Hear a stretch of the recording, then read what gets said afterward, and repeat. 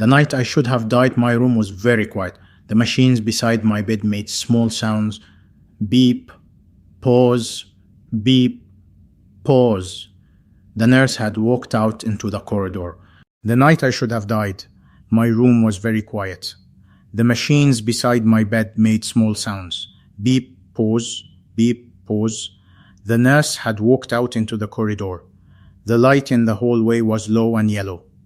My wife had gone home to our children because the doctors told her to rest, because the doctors did not know what else to tell her. I am Osama. I am 48 years old. I am a mechanic. For most of my life I have lived in Iran, in a city you have probably never visited, on a street you would not be able to find on a map. I have worked on Peugeot 405s and old Paycans and Cyper Prides. I have stripped engines down to nothing, and I have put them back together with my own hands.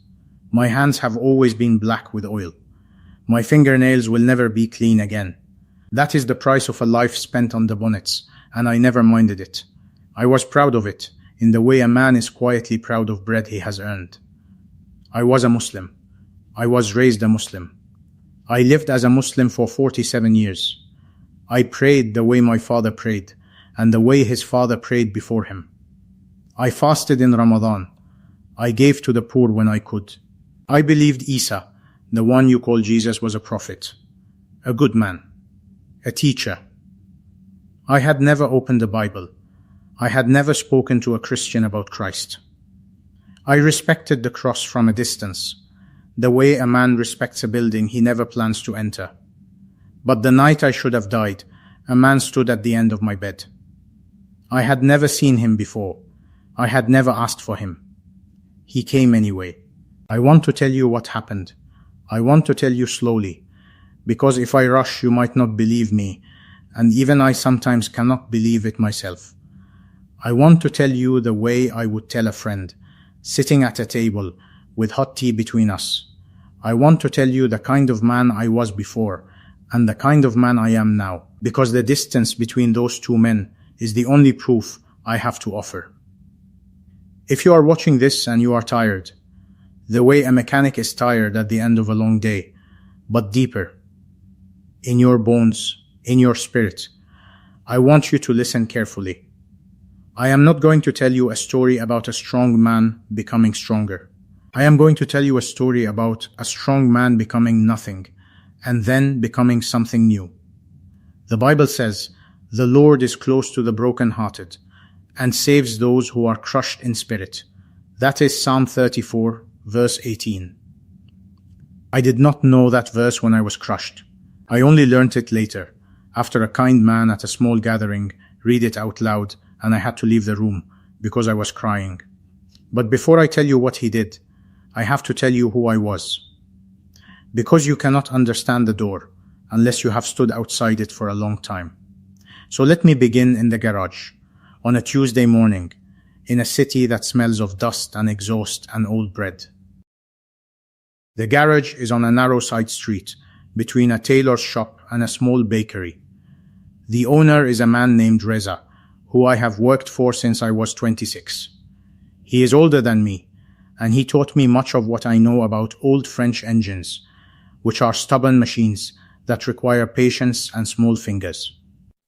We open at 7. I am usually there at 6:45, because if I arrive when Reza arrives, he will hand me a list of jobs and a glass of tea, and I will not stop until the sun is going down. The bakery next door has fresh Barbary bread from 5 in the morning, and the smell of that bread comes through the open garage doors, and you cannot work for the first hour without your stomach pulling at you. My first car of the day, on the Tuesday I want to tell you about. This was 3 years ago, before everything changed. My first car was a white Peugeot 405, belonging to a school teacher named Mr. Karimi. He came in every 6 weeks. He had a small leak somewhere in the cooling system that I could never quite catch. I think he kept bringing it back to me because he liked the tea, and because his wife was always asking him to take her to her mother's house in Karaj, and the car was an excuse to be busy. I lay on my back under his car for nearly an hour. The concrete was cold.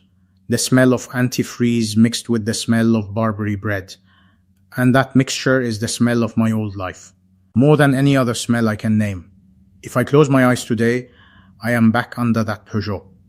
When I came out from under the car, Reza handed me my tea. He always brought tea in a small glass with a chipped rim. He never replaced the chipped glass.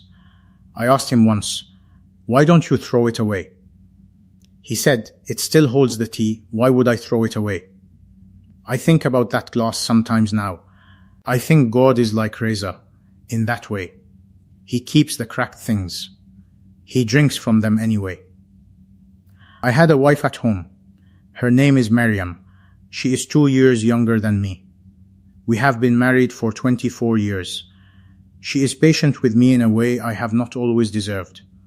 She has long black hair that she covers when she leaves the house, and a way of laughing that makes you forget you are tired. When we were young, I thought I had chosen her. Now I understand she chose me, and God allowed it, because she was going to carry me through more than I knew. We have 2 children. My son is named Reza, after the man at the garage. He is 12. He has my hands, which I am sorry for, because they will get oil under the nails too if he is not careful. He is quiet, like his mother. He watches more than he speaks. My daughter is named Sarah. She is 8. She is not quiet. She is not anything like her mother in that way. She is a small, loud, beautiful stone. This was my life. Garage at 7. Tea at 8. Lunch standing up, usually bread and cheese and a tomato. Home at 7 in the evening, sometimes 8, sometimes later. Maryam would have the food ready. The children would tell me their day. I would shower the oil off my arms, but never fully off my hands. Then I would pray. Then I would sleep. I prayed 5 times a day. I did this all my life. I prayed at dawn before opening the garage, sometimes inside the garage if I was already there. I prayed at noon. I prayed in the afternoon. I prayed in the evening. I prayed at night. I knew the words. I knew the postures. I knew when to bow and when to kneel and when to touch my forehead to the ground. But I want to tell you something honest, and I will say it only one time. The prayers I said for 47 years were the prayers of my father. They were not yet my prayers. They were a coat I had inherited. I wore it because it was given to me, and because everyone around me wore one, and because I respected the man who gave it to me. But I never asked on the inside if the coat fit. I never asked if it was warm. I never asked if there was another coat. That is not a complaint against my father. He was a good man. He worked with his hands too. He died when I was 31, of a quiet illness that took him in less than a year.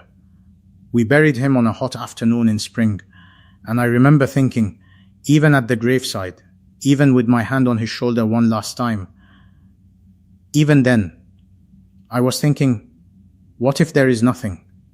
What if the prayers are not enough? Where did he go? I never said this to anyone. I would not have said it to Maryam. I would not have said it to Reza at the garage. I would not have said it to my own mother.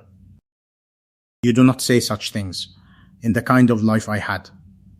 You do not even say them to yourself, if you can help it. So I buried that question, the way I buried my father, and I went back to work the next week, and I let the engines pull the question out of me, and I let the smell of antifreeze and Barbary bread take the place of an answer. This is the part I want you to listen to carefully, if you are still with me, because I think there are men watching this who are doing the same thing. You have your work, you have your family, you have your prayers, you have your routines, and underneath all of it, somewhere, in a small dark room inside your chest, there is a question that you will not let yourself ask. What happens when I die? Do my prayers reach anyone? Is the one I have been talking to listening at all? Or am I speaking into a long, quiet hallway? I had that question for 16 years before anyone answered it. I want to tell you what the answer sounded like when it finally came. But first, I have to tell you about my neighbor Hassan. Hassan lived 3 doors down from us. He was a baker. Not at the bakery next to our garage, at a different bakery, on the corner of our street that opened in the afternoon. He was 42 when he died. I want you to understand that Hassan was a strong man. He was the kind of man who could lift 2 sacks of flour at the same time and not look strained. He was the kind of man who walked everywhere, who never owned a car, who said cars made men soft. He was at his oven by 3 in the afternoon, and he worked until 10 in the evening. And he was thick across the chest and through the arms, and when he laughed, the windows on our street would rattle. He died on a Wednesday. It was a heart attack. He was reaching up to a shelf for a bag of sugar, and he fell, and he did not get up. I was the first one in the house with his wife, because I heard her scream from our kitchen. I ran. I have not run that fast in my adult life. By the time I reached him, he was already gone. I knew it the way you know a battery is dead. There is no light, no clicking, no resistance. He was 42. His son was younger than my Reza is now. I helped to carry him. I helped to wash him. I went to the funeral. I prayed all the right prayers. I drank tea with his brothers. I told his wife she would not be alone, that the street would take care of her, and I meant it. And we did take care of her. For a while. But I want to tell you what really happened to me on the inside that week. I want to tell you, because it is the start of the road that led me to the hospital, and I would not be honest if I skipped over it. 3 nights after we buried Hassan, I could not sleep. I lay next to Maryam in the dark, and I listened to her breathing, and I listened to the street outside, and I listened to the small sound of Sarah turning in her sleep 2 rooms away. And I thought, that could be me. Tomorrow, that could be me. I could reach up for a wrench in the garage, and that could be me. And Maryam would be the one crying in the kitchen, and Reza would be the one with no father. And then a worse thought came, and the worst thought was the one that stayed. If it was me tomorrow, where would I go? I had said the prayers. I had fasted. I had given the alms. I had done what I was supposed to do, more or less. But the truth was, on the inside, I did not feel forgiven. I felt like a man with a long list of debts and not enough income to pay them. I felt like a man who hoped, on a good day, that the scales might tip toward him. But hope is not the same as knowing. And every man knows the difference, in the dark, at 3 in the morning, when his wife is sleeping next to him. I got out of bed. I went to the kitchen. I drank water from the tap, which is not something I usually do. And I stood there in the dark and I said, out loud but very quietly, so that nobody would hear me, I don't know where Hassan is. It was the most honest thing I had said in years. I went back to bed. I did not sleep. The next morning I opened the garage, and I lay under another Peugeot, and I let the work pull the question out of me again.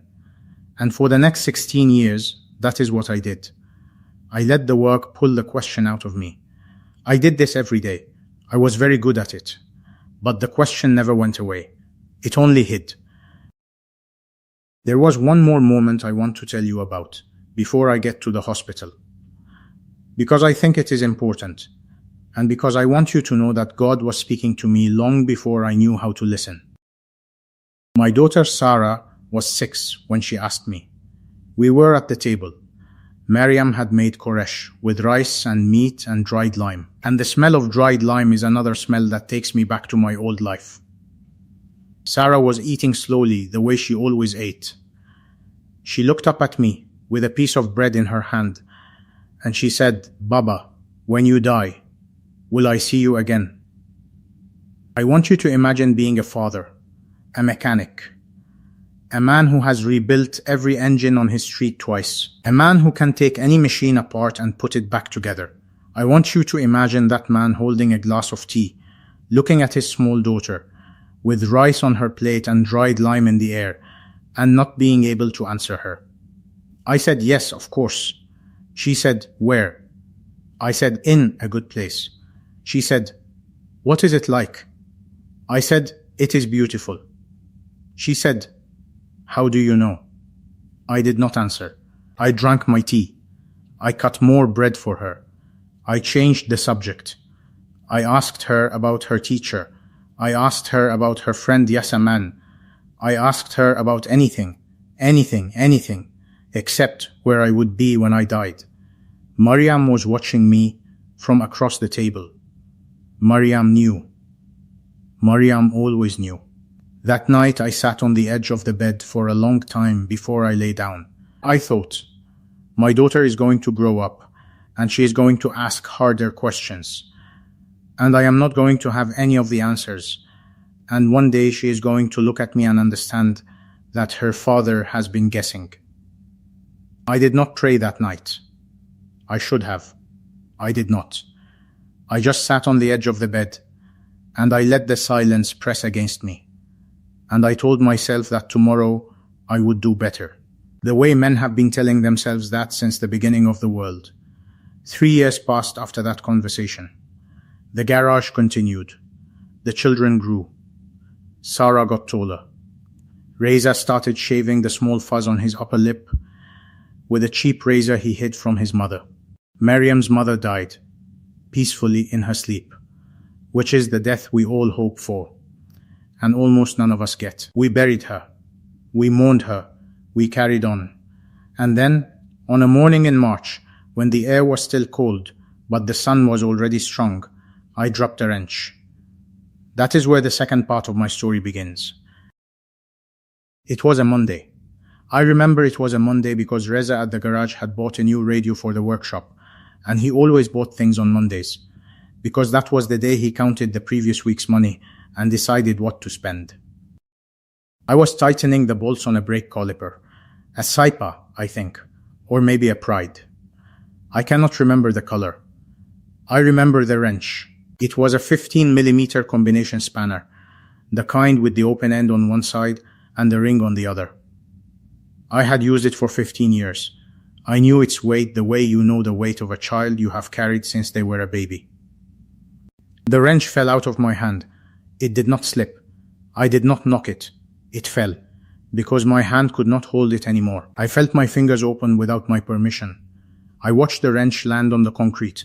It bounced once. It rolled under the car. I sat back on my heels. The garage was loud. The radio Reza had just bought was playing some old Persian song, and there was a compressor running somewhere, and someone was honking outside. But I could not hear any of it for about 10 seconds. I could only hear my own breathing. I told myself I was tired. I had not slept well the night before. I had eaten too little for breakfast. I had been working long hours. I had not had enough tea. There were 100 reasons for a wrench to fall, and I gave myself all of them. I reached under the car for the wrench. I picked it up. I went back to work. I finished the brake job. I drank my tea. I had lunch standing up. I went home.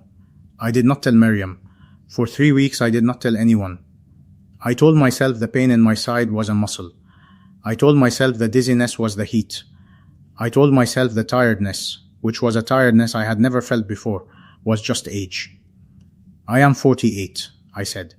This is what 48 feels like. Everyone my age is tired. But I want to be honest with you about something. I want to tell you, because I think there is a man watching this who is doing the same thing right now. I knew. The way you know when an engine is about to fail, even when it is still running. I knew the way the mechanic knows before the gauge does. I knew, and I did not tell anyone. Because I was afraid. I was 48. My father had died at 57. My grandfather had died at 61. 48 was too young, but it was not impossibly young, and I was a man whose hand had just dropped a wrench he had been holding for 15 years. Mariam noticed before I admitted it. She always notices.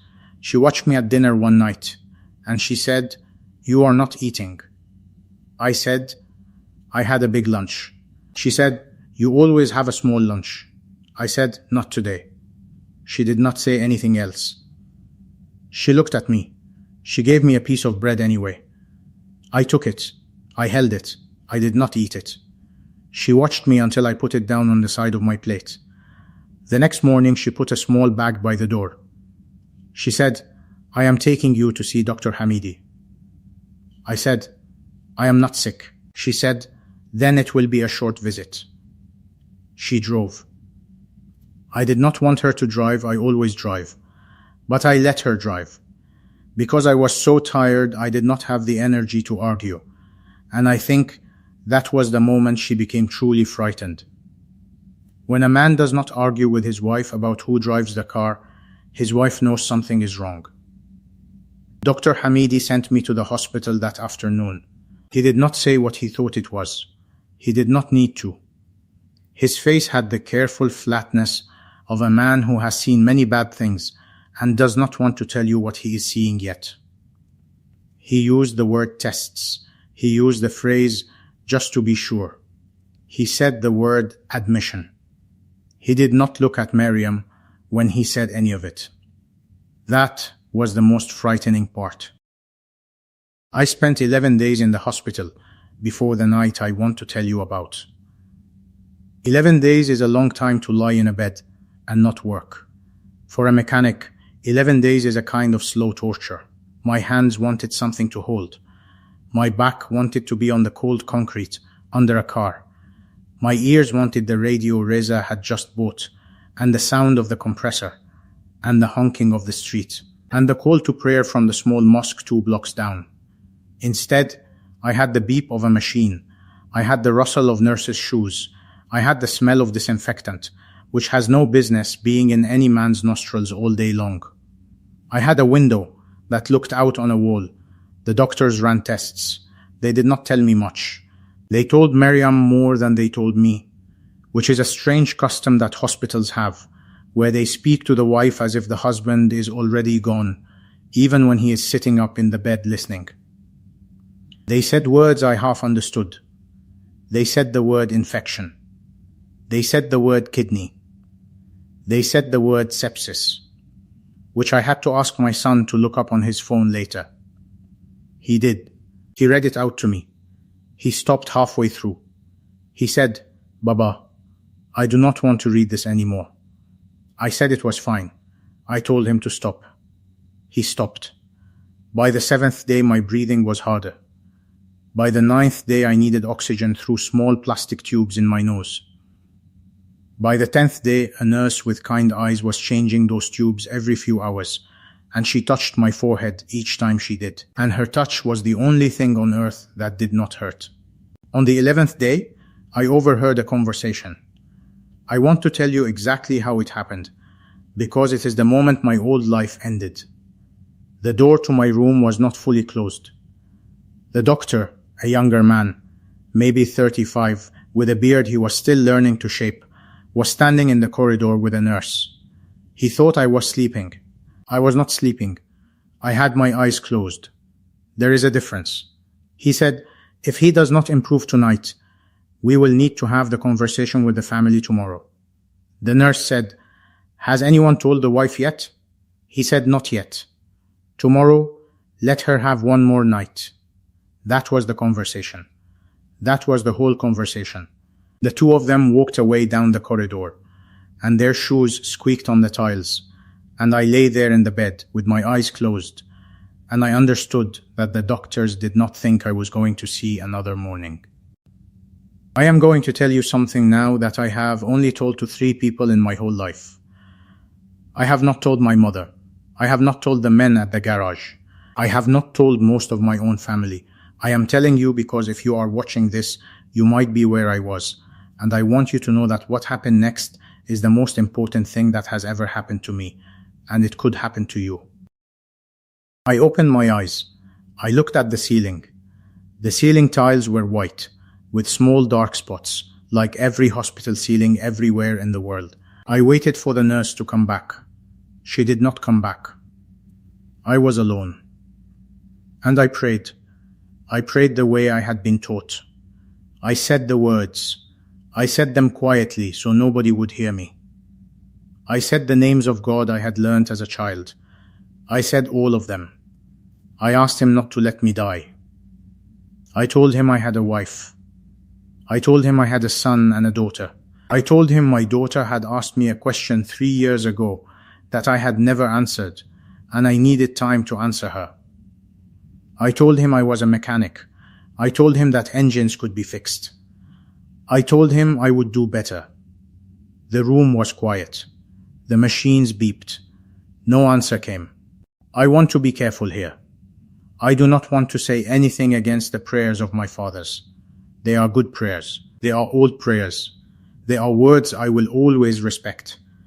But that night, in that room, those words came out of my mouth and they fell on the floor. They did not rise. I do not know how else to say it. I had been speaking those words all my life, and they had been background. They had been part of the rhythm of my days. But that night, they were a sound. And the sound did not carry anywhere. So I did something I had never done in my life. I closed my eyes again, and I said, in my own ordinary words, if you are there, whoever you are, please, please. That was the whole prayer. 3 words, and a name I could not give. Please, please, please. And then he came. I want to tell you what I saw, but I want to tell you first what I did not see. I did not see a light. There was no shining. There was no smoke. There was no white robe. There was no halo. I am sorry to disappoint anyone who is hoping for those things. I have heard other people describe visions like that, and I do not say they are wrong, but mine was not like that. What I saw was a man. He was standing at the end of my bed, between my feet and the door. He was not tall and not short. He was somewhere in the middle. He had dark hair and a dark beard, neither very long nor very short. His skin was the color of a man from this part of the world, my part of the world, which is to say the color of a man who has walked under the sun. He was wearing simple clothes. I do not remember the clothes well. I remember the man. His eyes were what I remember. His eyes were not what I expected. I had thought in my whole life that if I ever saw God, he would look like fire, or like judgment, or like a king. His eyes were none of those things. His eyes were the eyes of a man who knew me. The way Reza at the garage knew me, the way Miriam knew me, the way my father had known me. But more than all of them put together. As if he had been watching me my whole life, and had not been surprised by anything. I knew, the way you know things in a dream, that he was Isa. He was Jesus. He was the prophet I had respected from a distance my whole life, and he was standing in my hospital room, and he was looking at me. I want to be careful here, because I know how this sounds. I know what some of you are thinking. You are thinking, this man was sick, he was dying, the brain does strange things when the body is failing. I have thought all of those things myself. I have thought them many times in the years since. I have asked myself, was it a fever? Was it a hallucination? Was it a wish? I have thought about it, and the answer I have come to after 3 years of thinking is that a fever does not change a man's life.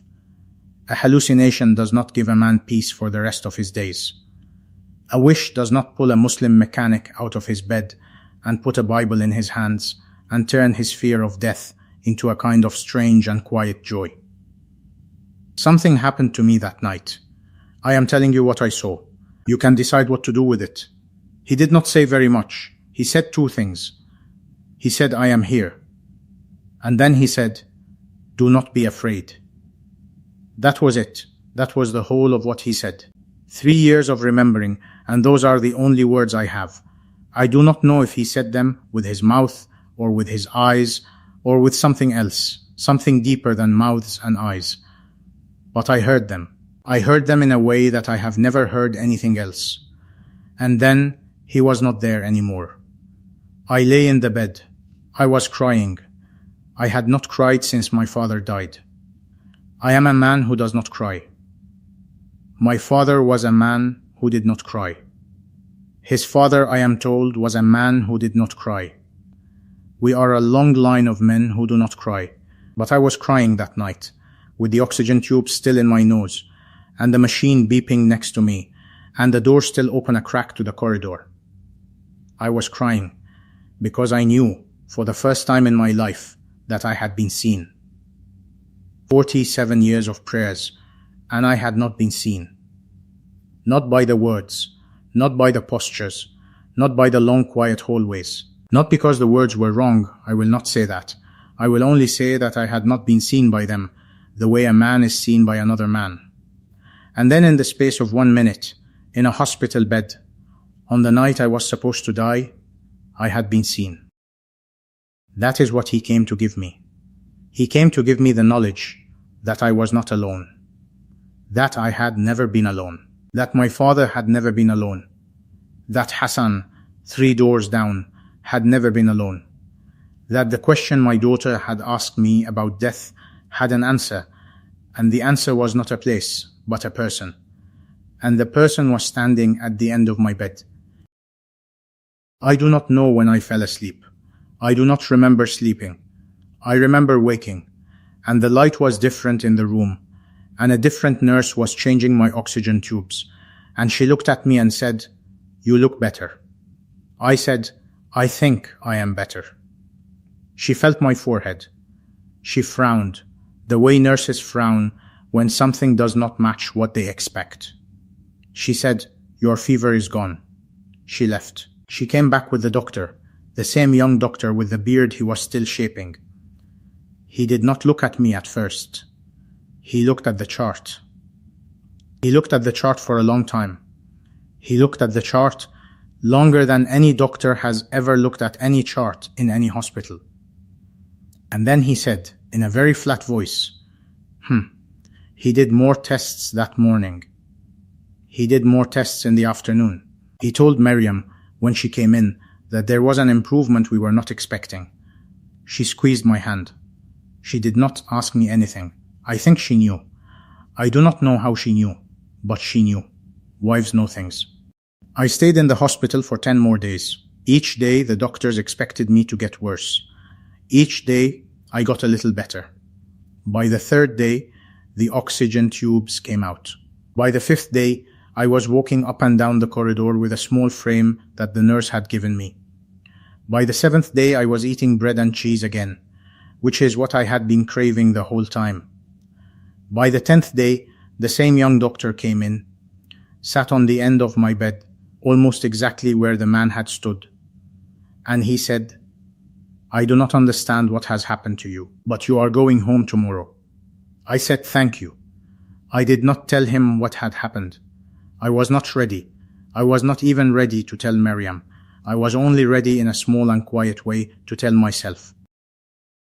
The first thing I did when I got home was sit in my own kitchen and drink tea from one of our own glasses, not the chipped one from the garage, one of Maryam's good ones, with a small flower painted on the side. I drank it slowly. I tasted it the way you taste things when you have not tasted them for a long time. Maryam sat across from me. She did not ask. She just sat. She poured me another glass when the first was empty. The children were at school. The house was quiet. I could hear the small refrigerator humming, and I could hear the call to prayer from the small mosque 2 blocks down, and I could hear the bakery's door opening and closing every few minutes. I said, "Maryam." She said, "Yes." I said, "Something happened in the hospital. Something I do not know how to tell you." She said, "I know." I said, "You know?" She said, "I do not know what it was. But I knew, the day after the worst night, when I came in and the doctor's face had changed. I knew something had happened. I did not ask, because you were not ready. I am still not asking. I am only saying, I know. That is the kind of woman she is. I want you to understand that. That is the kind of woman God gave me, before I knew him, when I did not deserve her. He was preparing the soil long before he planted anything in me. He was being kind to me through her for 24 years, and I did not even know it. I did not tell her that first day. I did not tell her for almost 2 months, I could not find the words. I did not have a name for what had happened. I did not know what to call the man. I did not know what to call the change. But I knew I had to find out. So I did something that I would not have done in my old life. I went to a bookshop in a part of the city where I did not normally go, and I bought a small New Testament. I bought it in a brown paper bag, the way you buy things you do not want anyone to see. I paid in cash. I put the bag inside my jacket. I walked home with my heart in my mouth, because in some parts of my life, in some parts of the place I live in, buying that book is not a small thing. I hid it under the spare tools in the garage. Not Reza's garage. The little garage at the back of my own house, where I keep the tools that are too old to use, but too important to throw away. There is a wooden box there, with my father's old spanners in it. I put the book under his spanners. I do not know why I did that. Perhaps because his hands had held those spanners, and I wanted my new search to be near his hands, even though he had not searched with me. I read it at night, after Mariam and the children had gone to sleep. I read it in the kitchen, by the small light over the stove. I started with John, because someone, I do not even remember who, had once told me that John was a good place to start. I want to tell you what I found there. I found that the man at the end of my bed had a name. I found that he had been talking to people for 2,000 years before he came to me. I found that he had said things, small, ordinary, simple things, that no other teacher had said in exactly that way. He had said, I am the bread of life. He had said, I am the door. He had said, I am the light. He had said, I am the good shepherd. And then I came to John 14 verse 6, and he said, I am the way and the truth and the life. No one comes to the Father except through me. I want to tell you what those words did to me. I had been a man who prayed 5 times a day for 47 years to a God I called Father, in my own way, in the language of my fathers. And here was this man, the one who had stood at the end of my bed, saying that he was the door to that Father. Not a door, the door. I closed the book. I put it back under my father's spanners. I sat in the kitchen for a long time. I drank cold tea. I did not move. I did not pray. I did not think clearly. I just sat. If you have ever rebuilt an engine that you thought was beyond saving, and then you turn the key, and the engine starts, and you sit back on your heels in the garage and you do not say anything for a long minute, that is what that moment was like. The engine of my life had started, and I was sitting on my heels. But I was not ready yet. There was still a long road from that kitchen to the moment I would kneel. Reading is not the same as kneeling. Believing is not the same as surrendering. A man can know the road is real and still not walk down it. I read more. I read John all the way through. I read Mark next, because it was short, and I am a practical man who likes short things. I read Matthew. I read Luke. I did not read them quickly. I read them slowly, 1 chapter a night, sometimes only half a chapter, sometimes the same chapter twice, sometimes the same verse over and over. I read what he did. I read who he healed. I read who he ate with.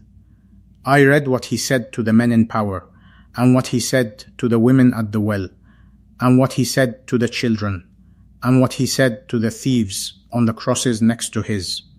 I read what he said before he died. I read what he said after he rose. I want to tell you what I noticed. I noticed that he was always going to the people who knew they were tired. He did not go to the people who had it all together. He went to the people who knew they were missing something. He went to the people who had been heading in the wrong direction for a long time. He went to the people who were carrying things they could no longer carry. I had been one of those people my whole life. I just had not known. 2 months after the hospital, on a Friday night, after Mariam and the children were asleep, I went into the small garage at the back of the house. I took the New Testament out from under my father's spanners. I held it. I did not open it. I knelt on the cold concrete. I want to tell you exactly what I said, because I have been asked this many times since. I said, I do not understand all of this. I do not know all the words. I do not know if I am doing this right, but the man at the end of my bed, Isa, Jesus, I want him. I want what he said. I want to be his. I am sorry for the years I called him only a prophet. I am sorry for the times I admitted I was wrong on the outside and never admitted it on the inside. I do not know how to be yours, but I am yours. From tonight, take me. I did not feel anything dramatic. I did not see anything that night. The garage was cold. The concrete hurt my knees. I stayed there for a few minutes. Then I got up. I put the book back under the spanners. I went into the house. I washed my hands. I drank water from the tap, which is something I had started doing again. I went to bed. I slept like I had not slept in years. Maryam said the next morning, "You snored." I said, "I am sorry." She said, "Do not be sorry. You have not snored in months. You only snore when you are happy." I almost told her then. I almost told her at the kitchen table, with the morning sun coming through the window and the children still asleep. I did not tell her. I waited 2 more weeks. I needed to know in myself before I told anyone else. I needed to know that the change was real. I needed to know that the Friday night in the garage had not been a feeling that would fade by Tuesday. It did not fade. If anything, it grew. Each morning I woke a little lighter. Each evening I came home a little less tired. Each prayer I said, and I was praying differently now, in my own words, not just the old ones, felt like a conversation. Not a recitation. I was being heard. I want to tell you about the third part of my story now. The part after the kitchen, and after the garage, and after the kneeling. I want to tell you about what changed, and what did not change, because I think this is the part that most testimonies skip, and I do not want to skip it. I want to start with what did not change. I am still a mechanic. I still wake at 6. I still go to Reza's garage. I still lie on my back under Peugeot 405s and Saipa Prides, and I still come home with oil under my fingernails, and Maryam still tells me I am washing the sink black, and I still apologize and still wash the sink black again the next day. I still have customers who cheat me. There was a man 6 months ago who told me his car had a problem it did not have, and who tried to pay me less than we had agreed, because he said the work I had done was easy. In my old life, I would have shouted at him. In my old life, I would have followed him out to the street. In my old life, I would have made the rest of his week miserable. In my new life, I said, "It is all right. Pay me what you can. We will see each other again." He looked at me as if I had hit him with a hammer. He had been expecting a fight. I did not give him a fight. I gave him my hand. He shook it. He looked confused. He walked out. He came back 2 days later with the full amount, and he apologized, and he asked me what had happened to me. I told him a short version, because we were standing on the street and there were people around. But I told him about the hospital. I told him about the man. He did not say anything for a long time. Then he said, "I will think about it." That was all. I have not seen him since, but I have prayed for him every week since. I still get tired. I want you to hear that. I am not telling you that I became a perfect man. I did not become a perfect man. I am telling you that I became a forgiven one. There is a difference. A forgiven man still drops wrenches. A forgiven man still loses his temper sometimes. A forgiven man still has bad days and bad weeks and bad months. But a forgiven man knows where he is going. He knows who is with him. He knows the door is open. He has been on the other side of it. The Bible says, if anyone is in Christ, the new creation has come. The old has gone, the new is here. That is 2 Corinthians chapter 5, verse 17. I read that verse on a hot afternoon, 4 months after my kneeling, and I had to put the book down, because I knew, in a way that nothing else has ever made me know, that this is what had happened to me. The old Osama, the man under the Peugeot with the question buried in his chest, that man was gone. He was not standing in the kitchen anymore, drinking water from the tap, asking, "Where is Hassan?" He was gone. There was a new Osama, a man who knew where Hassan might be, a man who, more importantly, knew where he himself was going. I want to tell you about telling Maryam. It was a Sunday morning. The children had gone out with their cousins. We were alone in the kitchen. I had made the tea, which was a small thing, because she always makes the tea. She had laughed at me when I brought her a glass. She said, "What is this?"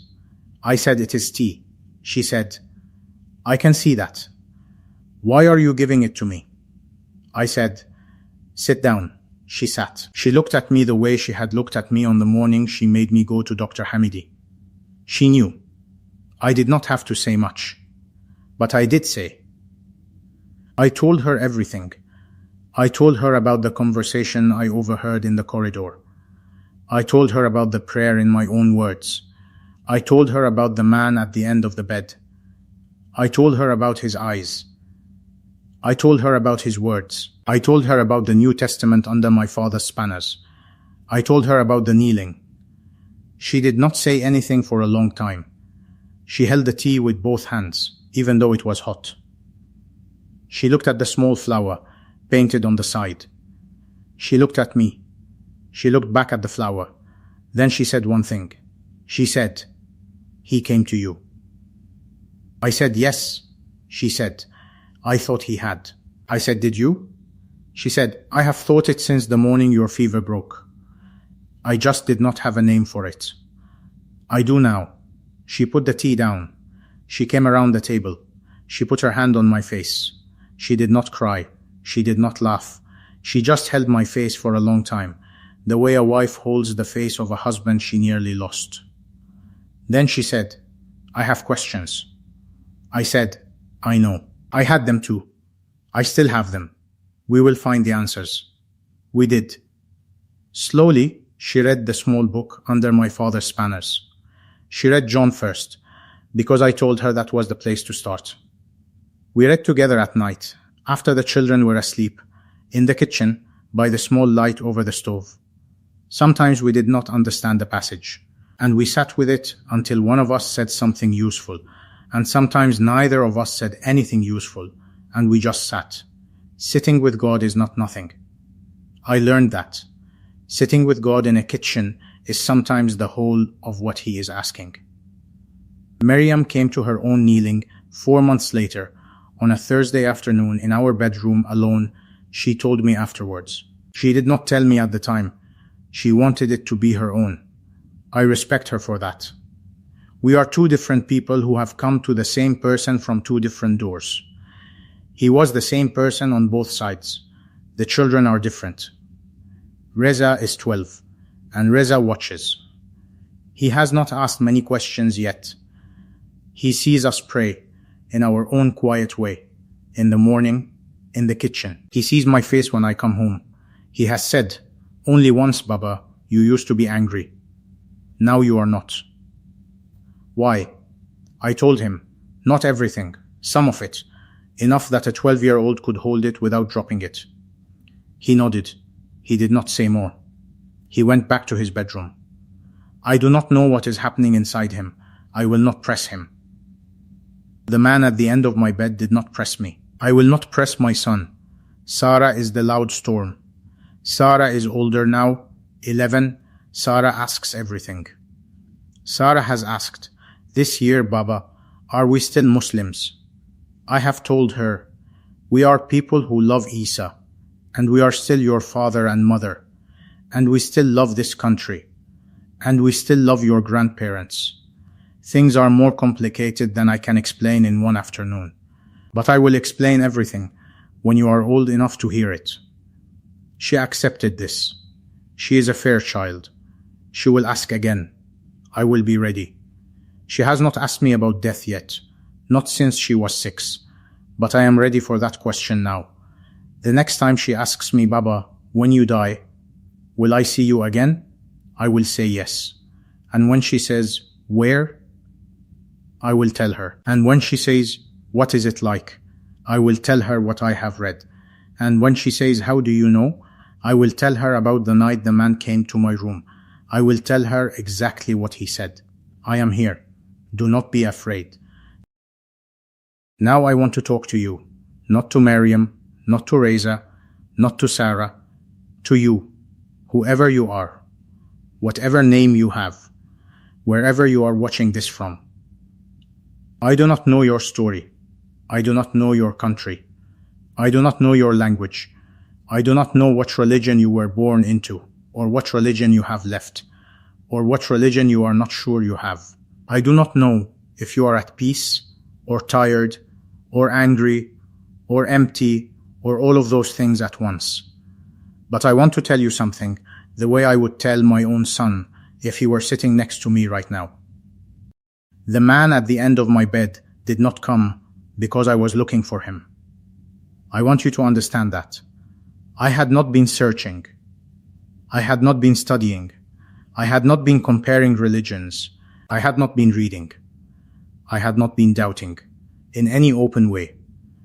I was a Muslim mechanic in Iran who was very tired and very afraid and very far from any expectation that a Jewish carpenter from 2000 years ago was going to walk into my hospital room.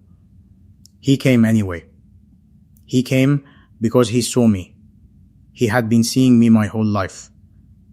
Through the years under the Peugeots, through the years of prayers I did not feel, through the night Hassan died, through the morning I dropped the wrench, through every glass of tea Reza handed me in the chipped glass. He was seeing me. He had not been waiting for me to come to him. He had been coming to me, slowly, all my life. And the hospital was only the place where I finally let him into the room. If you are watching this, he is coming to you too. He is closer than you think. He is not far. He is not impossible. He is not only for the people in churches. He is not only for the people who already know the words. He is not only for the people who grew up in his name. He is for the people who are tired. He is for the people who are afraid. He is for the people who have a question buried in their chest that they will not let themselves ask. The question I had for 16 years before he answered it. The Bible says, do not fear, for I am with you. Do not be dismayed, for I am your God. I will strengthen you and help you. I will uphold you with my righteous right hand. That is Isaiah chapter 41, verse 10. I did not know that verse when I was lying in the hospital bed. But he was already speaking it over me. He was already holding me up. He was already keeping me. I just did not know his name yet. You may not know his name yet either. That is all right. You do not need to know everything to start. You only need to do what I did. You only need to say, in your own language, in your own ordinary words, with nothing rehearsed. If you are there, whoever you are, please, he hears that prayer. I am a witness. He came to me when I prayed it. He will come to you. I want to leave you with one last picture, and then I will stop talking. I am back at the garage. It is a Tuesday morning. Reza is opening the doors. The smell of Barbary bread is coming through. The first car of the day is rolling onto the ramp. I am tying my apron. I have my 15mm wrench in my hand, the same one that fell from my hand 3 years ago. I do not drop it anymore. Before I go under the car, I do something I have done every morning for almost 3 years. I close my eyes for 10 seconds. I do not bow.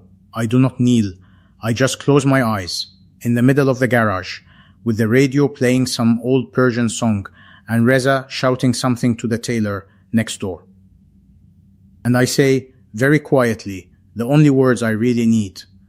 Thank you for being here. Help me today. I am yours. That is the whole prayer. 10 seconds. It is the prayer of a mechanic. It is the prayer of a man who knows what he was and what he is and who is with him through the rest of the day. Then I go under the car. I do the work. I drink the tea. I eat the bread. I come home at 7 or 8 or sometimes later. Maryam has the food ready. The children tell me their day. I shower the oil off my arms. I sit at the table. I am tired in my body but not in my soul. There is a difference. There was always a difference, and I had not known it until he showed me. If you remember nothing else from this story, remember this: you can be tired in your body for the rest of your life. And it will not matter if you are at rest in your soul. He did that for me. He will do it for you. Trust him. Trust the Lord. Believe in him. Speak to him in your own words, not in words you have borrowed.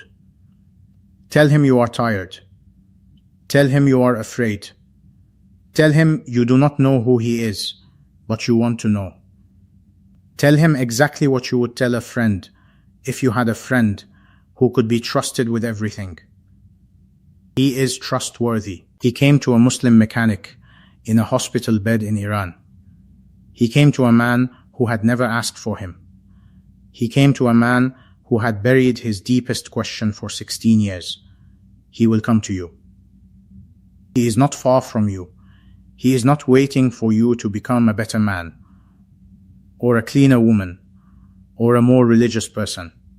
He is not waiting for you to find the right words, or the right book, or the right teacher. He is waiting only for you to open the door of the small hospital room inside your own chest, the way I opened mine that night, with 3 small words and a name I did not even know yet. My name is Osama.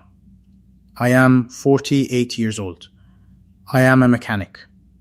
The night I should have died, a man stood at the end of my bed. He is still here. He is with me in the garage. He is with me at my table. He is with my wife. He is with my children, even the ones who have not asked him yet. And he is, right now, with you. I will pray for you tonight.